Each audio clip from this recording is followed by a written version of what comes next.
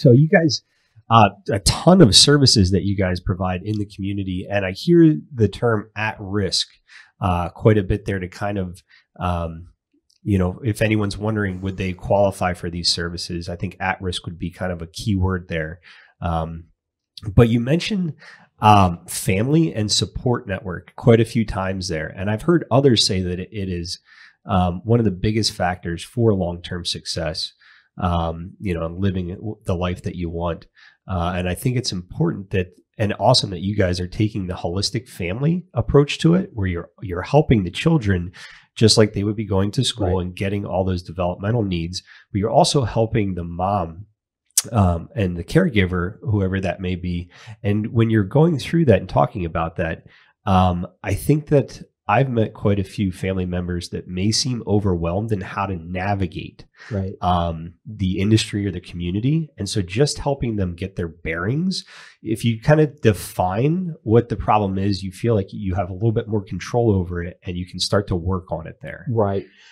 I mean, we could have one of these individuals, a homeless mom and children, drive up here with nothing, everything in basically black garbage bags, and or we may have a situation where she doesn't even know how to drive. And so we have to address that part too, because, in order to get a job, ultimately you're going to need to know how to drive. And just all these are keys to their overall independence. So, we're basically working with child and mother at the same time. Mm-hmm. And my staff, they're like hand in glove as far as working together, as far as our teachers and then our workers here at the home. But we are about trying to strengthen that family, mm-hmm, and give them hope and a path. But also, while we're going through all that, this is their home, and I often say they may be homeless when they got here, but they're not homeless here. This is their home. They're able to live in an apartment or share, or maybe if it's a smaller, like a mom and say a baby, or a mom and a young teen girl, they'll be in a cottage, and so they're sharing a kitchen. Mm. But this becomes their home, and we try to we provide opportunities for vacation, and to do fun things, and here on campus, as well as field trips and just everything possible to make it a home. Well, I imagine that many of the families and individuals that you serve, when they come here, they're kind of in a little bit of distress, where they may be traveling quite often or worrying kind of day by day. And when they come here, I imagine they would start to use the term safe space. Right. Because that's what I'm starting to think and feel is this is a space that you can feel comfortable in and safe, so that you can start to work on these independent living skills or whatever skills are, you're going to work on here. But you got to start with that safe space. So you're not thinking, where am I going to lay my head tonight? Right. And so you're pulling right out of our mission statement, which is we provide a faith-based safe haven. Mm.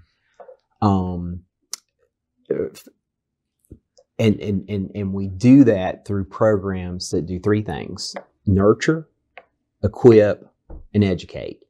And of course, the education is, yes, we have a fully accredited school for these children, which have been bounced around. I mean, they're on a couch one night and moved here next, or bounced around in the system. So we're able to catch them up, and get them ahead. But we're also educating, say, the moms, and helping provide.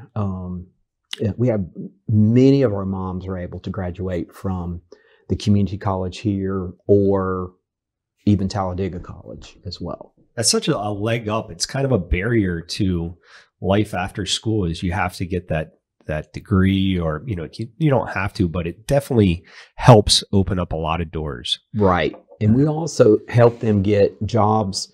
We help them get childcare if they have the little ones that are not in school, like the infants and so forth. But and again, they may work in our thrift stores, so that becomes, to get a job, you have to have a job, and so all about helping them become more marketable. So we'll bring in guest speakers, for resume writing or just different life skills. And we love to bring people in from the community because they love to do it. We also don't have to pay them, but just to really pour in, into their lives. Yeah. It's coming across new information. It's almost like if you read the right book or meet the right person at the right time, it can make a huge difference, whether it's mentoring or peer support or whatever that looks like.